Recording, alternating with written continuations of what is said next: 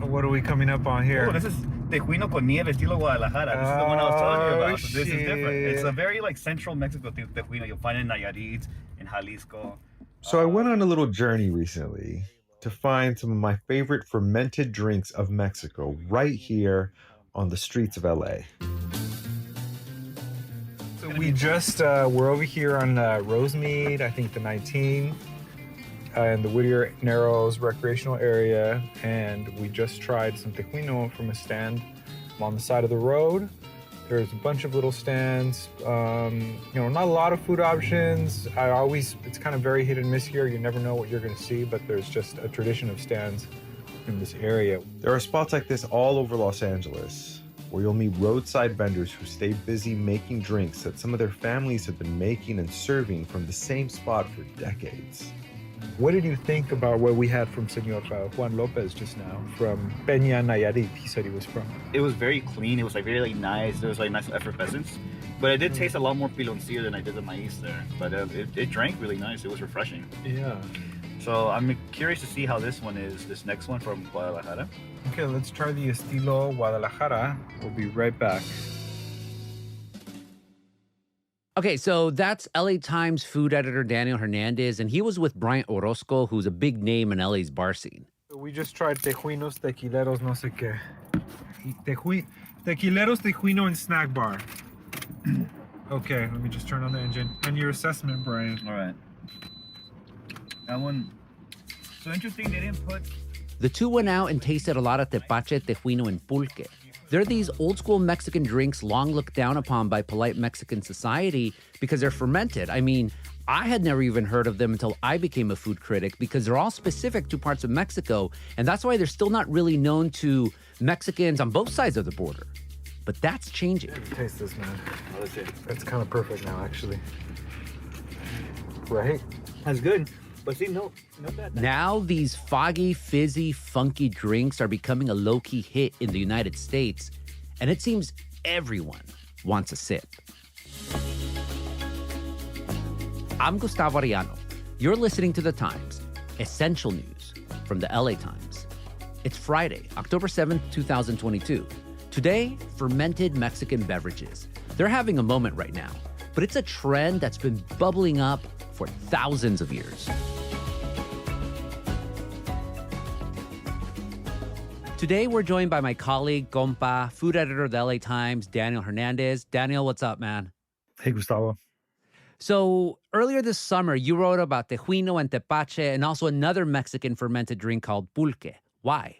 Well, the fact is, I just started seeing it more and more around town in LA. And, the more that Mexican culture, Mexican immigrant culture and identity sort of diffuses all over the region and all over Southern California, it's kind of one of those things that if you've been around Mexico enough, you just kind of start seeing. And it kind of, my ears perked up and my taste buds perked up. And I honestly had been also searching for kind of suitable pulque, one of the drinks that I focus on here in LA. But I just thought, man, our readers and our audience, maybe many of them don't really know what these drinks are, how special and unique they are, how old they are. And so I just kind of dove in and decided to explore the state of fermented drinks from Mexico in LA. We're out here at Pulque's Don Jose. I guess it doesn't even have a name. On a white truck, out of his white truck out here on Central and Olympic. Let's try some pulques. Pulque es una bebida artesanal. Es una bebida artesanal que viene desde la época prehispánica en México. Taste this, man. That's kind of perfect now, actually. Right? That's good. But see, no that funk, that smell. I love it. Yeah.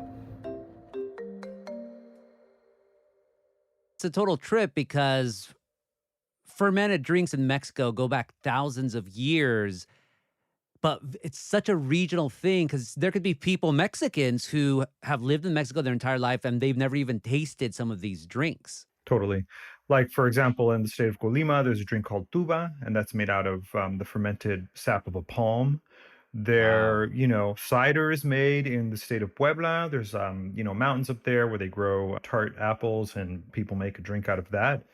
And of course, pulque goes back to thousands and thousands and thousands of years before the arrival of Europeans on the shores of North America. And this is essentially just fermentation. People making wine thousands of years ago on the other side of the planet, or people making magoli in Korea with rice, fermenting rice. But you're right, there are instances, for example, my family is from Tijuana, Baja California. Like when I went into other parts of Mexico is when I first learned about tejuino, tepache, pulque, and so on. And when people crisscross the country, because there's actually a lot of internal migration in Mexico, they kind of are shocked and surprised to learn that there are all kinds of fermented drinks all over the country. And when we talk about fermented drinks, the rough corollary, at least in American culture nowadays, would be something like kombucha. Exactly. So the kombucha is the fermentation of, a certain kind of tea. You wind up with this bubbly, fizzy, kind of tart, acidic drink that is really great with ice, is really refreshing, has lots of great probiotics, obviously, and antioxidants. It's good for you, it's good for your gut, as people in the health industry like to say. And so it makes sense that over time that there would be kind of this meeting of the minds over like the kombucha kind of health craze at like very fancy health food stores. And little by little, I also started noticing that certain Mexican fermented drinks were appearing alongside kombuchas in places like Erewhon, Whole Foods, and so on. Yeah, until I became a food critic, like I had never heard of most of these fermented drinks. Pulque is like nationally known just because it has such a history with Mexico, but some of these other smaller ones. So when did drinks like tejuino and tepache start showing up in the United States? That's a good question. I mean, I think that we could assume that largely with the great migrations from certain regions of Mexico. In the 1970s and 80s, a lot of people came up from Zacatecas, where your family's from Jalisco, from Nayarit, Durango, kind of Western Mexico. That presence is really strong and embedded and rich here in Southern California. And in Western Mexico, they drink a lot of tejuino.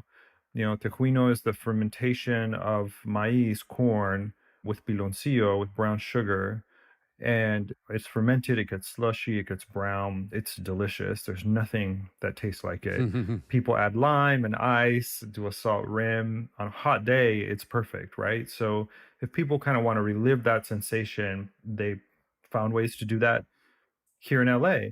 Pulque is kind of for more the Central Highlands part of the country, wherever people are making agave spirits like mezcal or tequila. You can theoretically also make pulque, but it's really known to be from like the Central Valleys, the valley that is the Valley of Mexico, Mexico City, etc. And so it's cool to see kind of the diversity of the geography of the country reflected in these drinks and reflected in the waves of Mexicanos who came north in search of a better life, right?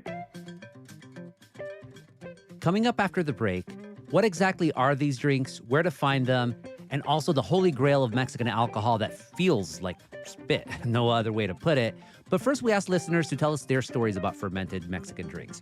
Hi, calling in regards to tejuino, tepache. I'm actually made tepache in the past. My grandma's told me stories about my grandpa, who I never met. Him making garapiña, it's another thing, and tepache. And my grandma wanted me to make it because I'm a home brewer. I make beer at home. So I looked up the recipe online, simple, made it. My grandma went back into the decades and remembered the times when her husband used to make it, my grandpa. So that was nice. And then I turned it around. I made a beer without any yeast. Instead, I added tepache, and I gave a six-pack to my grandma. She doesn't like beer, but boy, does she love this beer.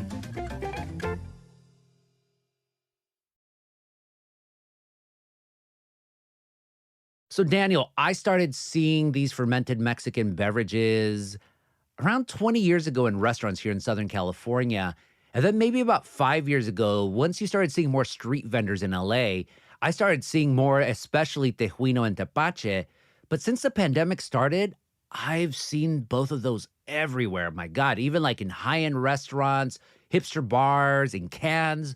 What happened? You're right. I did notice that uptick as well. I think that one of the likely reasons is that a lot of people needed to fall back on something, and a lot of people got pushed into street vending by the pandemic shutdowns and protocols. A lot of people lost their jobs, not just Mexicanos, Asian immigrants, Salvadorans, Guatemalan Americans in the United States. Like people just lost jobs, and people were kind of pushed into street vending or decided to explore it to supplement their income if they lost their jobs during the first part of the pandemic. During the pandemic, because there wasn't anything else to do, I wanted to do tejuino like made with like whole corn. So I would take the corn and I would just cook it with piloncillo. I would boil it down. I tried different methods. So this one where I cooked with the piloncillo, it became like a mush, and I blended it and I just threw it in a clay pot and fermented it. I fermented mine for about 5 days and it came out really chunky. It wasn't really the tejuino I was looking for. So in pandemic, you started doing this. Yeah, But you grew up with it as well. Yeah, I grew up drinking it, so it was more of a hobby. I just wanted to see if I could make it because Right. there wasn't much going on. Wow.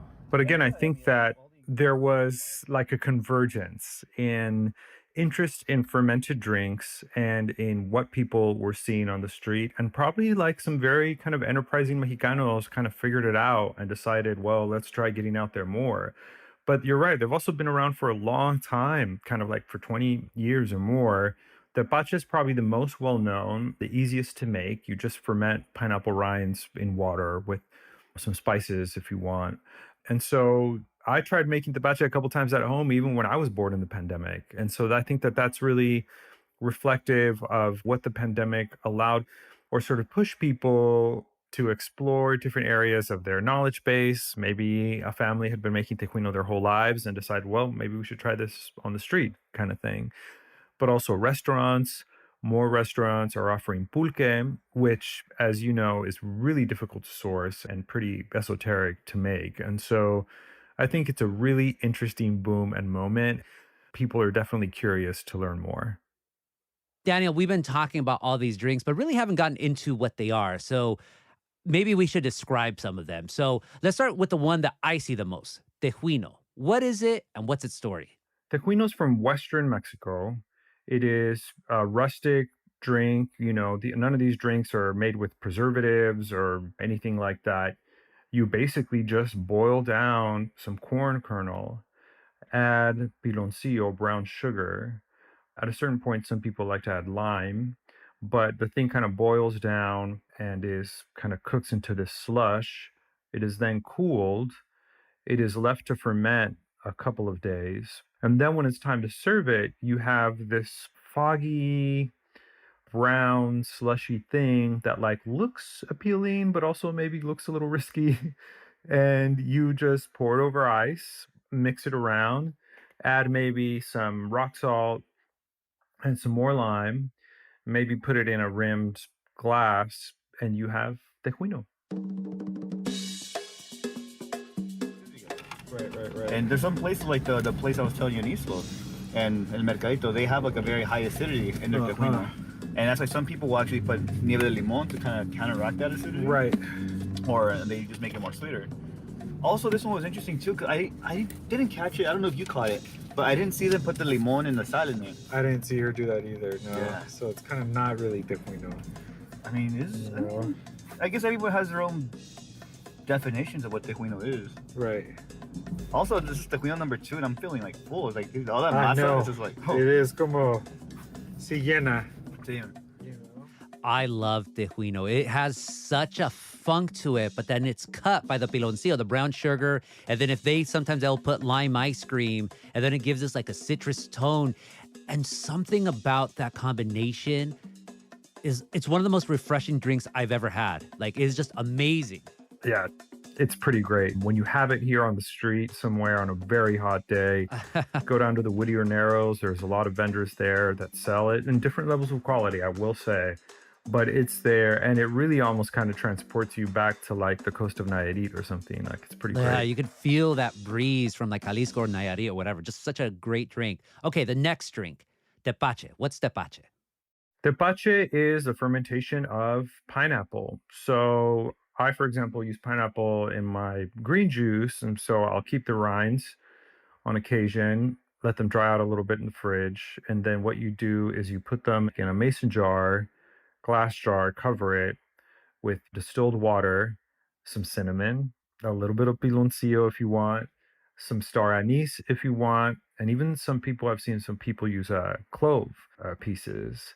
You let that ferment 2, 3 days, and then it starts kind of getting a little bit of a bubble on top, a little bit of a fizz. The thing also kind of turns a little brownish, yellowish, and you chill that, and then you have this terrific, super like sweet but also still funky fermented pineapple quote kombucha, and that's how Huh. really it's being marketed. It's kind of the more accessible of the three drinks that we featured in this article.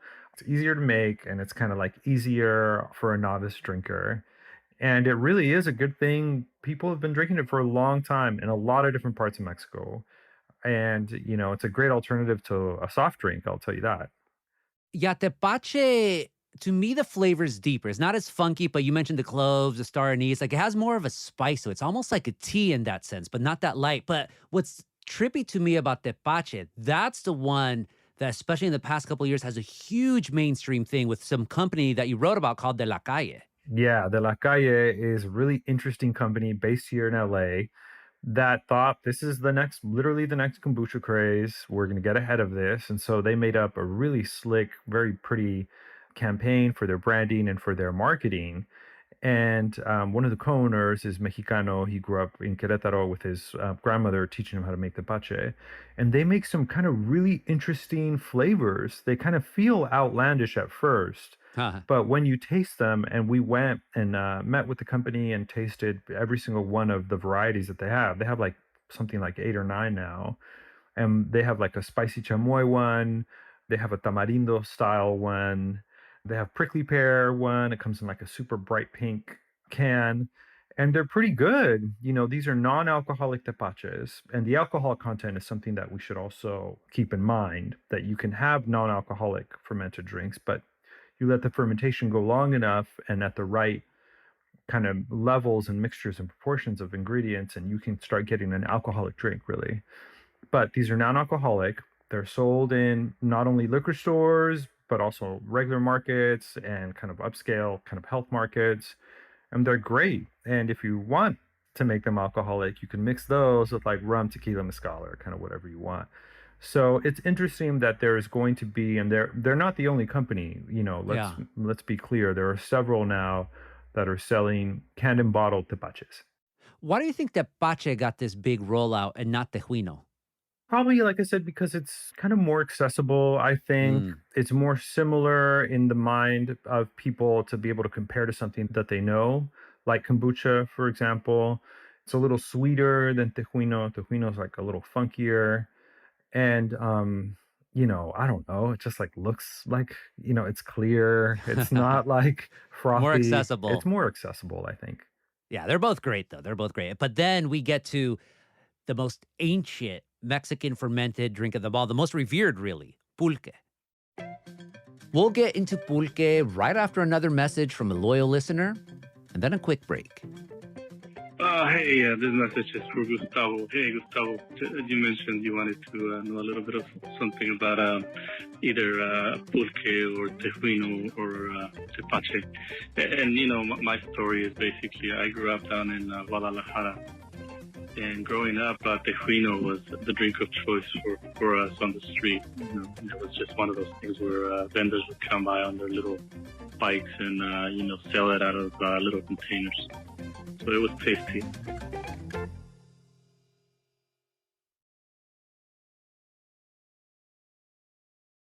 So, Daniel, we talked tepache, we talked tejuino, and they're great, but they both bow down to pulque, the most revered of all fermented Mexican drinks. Yeah, pulque it's been called the drink of the gods. It was a complete eureka moment. Like, I wanted to hug the guy. Like, it's good pulque. La gente sabe cuando es pulque y sabe cuando no es. Son conocedores desde niños. Pulque is associated with religious practices before the arrival of Europeans. Shamans or priests used them in different kinds of rituals.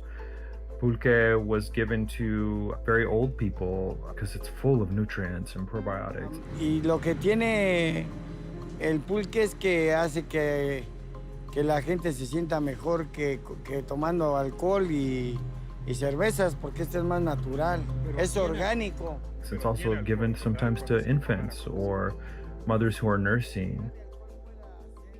In Aztec society, which was incredibly regimented, strict, militaristic, and kind of like cultish society, pulque was only allowed in public extremely special and rare occasions, just a couple of times a year.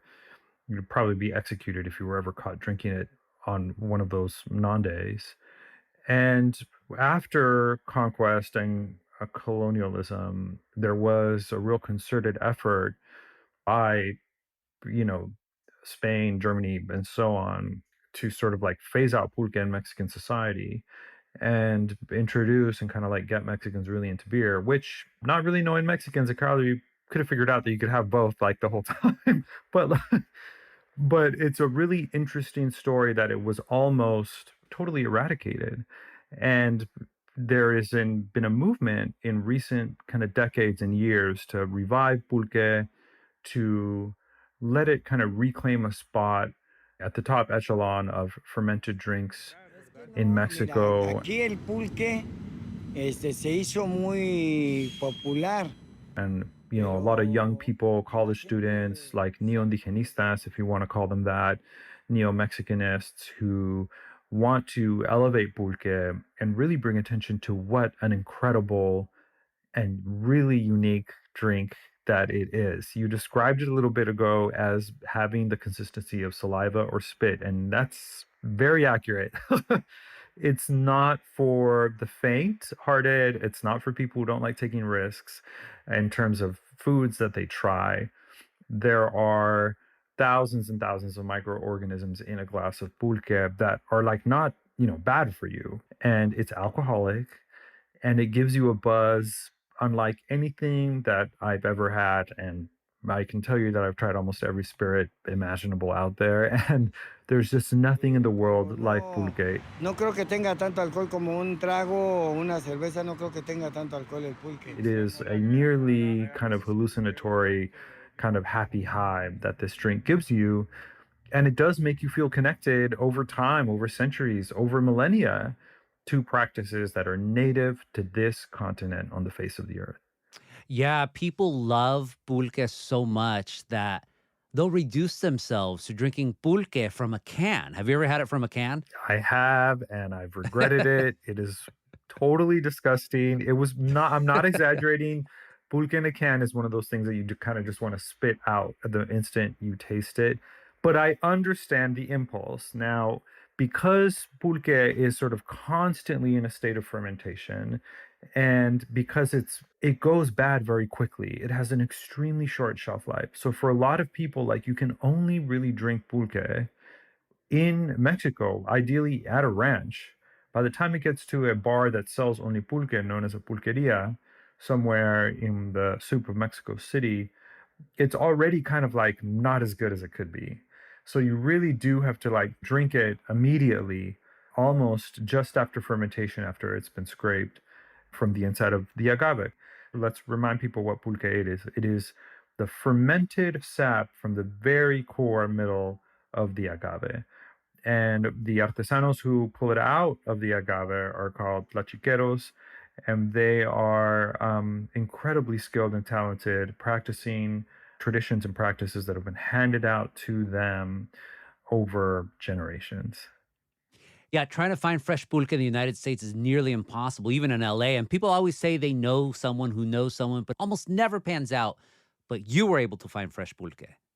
Yes, and so this is also a huge mystery. You meet some of the guys who are selling it on the street, and they're very cagey about how much they want to tell you about where the pulque is from. What one source did tell me, there are vendors that if you kind of ask around, they'll be like, yeah, I have pulque, or yeah, I have tepache. But the quality level, again, is really hit or miss. Pulque supposedly tastes better kind of like after the rainy season, but it's, you know, some people do try and sell it all year round. What we can assume and what our sources tell us is that some people are basically bringing pulque up from Mexico, trying to move it very quickly through the land border, because you can import certain amount of liters of liquids and so on. And, there's an effort to try to can pulque or bottle it, but again, it just doesn't taste the same. It doesn't taste fresh. You have to add a preservative because if you seal pulque, it'll blow up whatever container it's in, frankly. And so no one's been able to achieve it, as far as I'm concerned, the taste level that you need for fresh pulque. So, Daniel, what was the hookup? Who's your pulque maker? Well, there's a guy down there in the Mercado Olympic area. He's pretty vulnerable. He sells from a white truck. He's kind of just in the general area. And I went to try his pulque over several times, over several months. And sometimes it was right on the money. Sometimes it was a little off. The quality is extremely variable. And so sometimes it's just really poor. It just tastes like basically red wine vinegar or something. And other times it's like very flat. So it's just hard to get good pulque up here in LA. And it's kind of a mystery about where to get some good pulque, And so he makes his own curados. So he'll do a curado de guayaba. And a curado is when you flavor the pulque. Plain pulque, it tends to be white, viscous. But in Mexico, there is a practice of curing or kind of like soaking flavors inside a pulque to give it different colors and different textures. So a pretty popular one, my personal favorite, is guayaba. There's also a mango pulque people make often. And then people just go buck wild and do like savory pulques, like a celery, tomato. One of my all-time favorites was peanut. One of the most popular ones is oatmeal. So this vendor makes his own curados. And he sells them from the back of a truck on Alameda and Olympic. So once I came across this truck, I was like, oh my God, like, let me just pull up. I saw the sign, just like if we were in Mexico or in the global South, which is right here in LA. Like, this reminds me that the global South is right here, but through the foods and through what we eat and drink. And so once I saw it, I was like, oh, it was like a gift from the gods. Like, this is the best that I've found so far at street level in the city of LA. Here, a very industrial, pretty grimy part of downtown LA near the Flower District and near Mercado Olympic, which is like the Piñata District. And it really does feel like, again, you're kind of transported back to Mexico. I spent a couple of instances just hanging out there with him all morning, and people coming by, I'm just like, I've been drinking this since I was little. Or one woman told me that she makes bread, pan de pulque, she makes bread with it. Other guys are kind of showing up, and there's always this kind of like social kind of play that happens around pulque culture. People kind of like making jokes, double meaning, triple meaning jokes. It's a very lively, ribbing culture that is also really interesting. And you'll be in this kind of microscopic section of LA and instantly be connected to that. It was a pretty amazing experience to report out this piece. No, esto me lo voy a llevar. Es que No, lo vas a tirar, mentira. no. Se toma aquí porque ahí para el camino no se lleva. You mentioned that pulque is having a bit of a renaissance in Mexico, but do you ever see pulque getting big in the United States? I think that is the great, the holy grail, if you want to say. That is the city on the hill. Can someone popularize pulque, mass produce it at a consistent level, and commercialize and market it to gringo, quote, eaters, to American eaters? Now, American eaters have become more and more willing to like eat the way Mexicanos tell them to eat. And so little by little, I do think that there will be an opening at some point with like the right science and like the right entrepreneur and like the right tachiquero to make us some pulque here in the US. But as far as I know, there is no production of it. There is a company in Chicago that is trying to make it. And I may have another story down the road about that. But everything that I've tasted so far that comes in a can just does not taste like pulque the way it should be tasted. And it kind of also lends a question like, should it be eventually canned and commercialized? Or should it always remain a thing that you can only have in the moment from a hand that has perfected it? And it is this fleeting, not just a consuming and eating experience, but a fleeting kind of like cultural and social experience. Isn't that the existential question of Mexican food, though? Do we mass produce it and make millions off of it, or just keep it to nosotros? Exactly. I mean, look at mezcal and tequila. The productions of those, every celebrity in Hollywood is trying to get a brand and a label going, and there's fears that we might tap out the species of agaves from overproduction. So it's a huge question, a huge tension. For now, only kind of very food curious people are out there looking for good pulque. Daniel, thank you so much for this conversation. Thank you, Gustavo. Thank you.